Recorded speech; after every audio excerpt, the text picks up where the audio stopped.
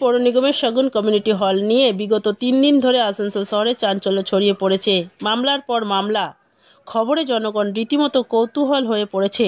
সরকারি সম্পত্তি দখল করে ব্যবসা চালানো আসানসোল শহরের বুকে। কমিউনিটি হল শগুন দখলকারী আসানসোল পৌর নিগমের 23 নম্বর ওয়ার্ডের কাউন্সিলর শিকে রেশমা আসানসোল পৌর নিগমের ইঞ্জিনিয়ার এবং আইনজীবীর নামে বলপূর্বক কমিউনিটি হল দখল করতে এসেছিল বলে মামলা করেছেন। এবং অন্যদিকে আসানসোল পৌর নিগমের পক্ষ থেকে কমিউনিটি হল দখল নিয়ে মামলা করা হয়েছে। শুক্রবার সকালে আসানসোল উত্তর থানা থেকে পুলিশ প্রশাসন আসানসোল পৌর নিগমের দপ্তর থেকে কমিউনিটি হলের যাবতীয় তথ্য সংগ্রহ করে নিয়ে যায়।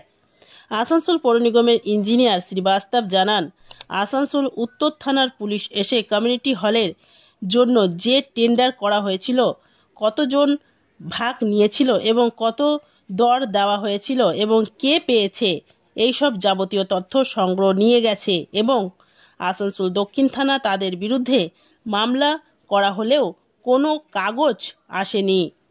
অন্যদিকে মেয়র বিধান উপাধ্যায় জানান, 10 বছরের মধ্যে আসানসোল পৌর নিগমের কাছে 2021 থেকে সিকে রেশমা 2025 পর্যন্ত 5.5 থেকে 6 লাখ টাকা দিয়েছে এবং বর্তমানে যত বুকিং হয়েছে তার পয়সা ফেরত দিতে হবে, যেহেতু তার চালাবার অধিকার নেই। Green Asansol, clean Asansol.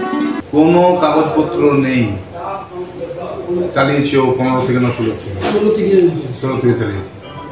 2021-এর পর থেকে 4 বার পেমেন্ট দিয়েছে। 21 দিয়েছে, 22 দিয়েছে, 23 দিয়েছে, 24 দিয়েছে।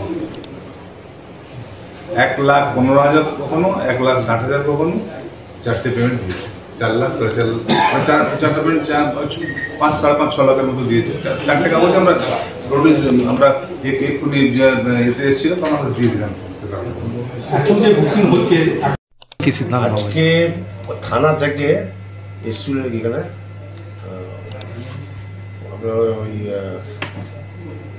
আপনার নর্থ পিএস যিনি আছেন, নর্থ পিএস থেকে যে ফাঁড়ি আছে ওইখানে, সেই ফাঁড়ি থেকে পুলিশ এসেছিলেন যে ওইখানে যেটা আমরা এখান থেকে যে কেস করেছিলাম মেয়র সাহেবের থ্রু দিয়ে, সেই কেসের ওনারা আজকে সব ডকুমেন্টসগুলো সব নিতে এসেছিলেন। সেই ডকুমেন্টসগুলো এখানে মেয়র সাহেবের ইয়াতে আমরা সব দিলাম। তো কেস তো আপনারও নামও করেছে, সে তো ওইটা নিয়ে এখন পর্যন্ত কিছু বলেনি।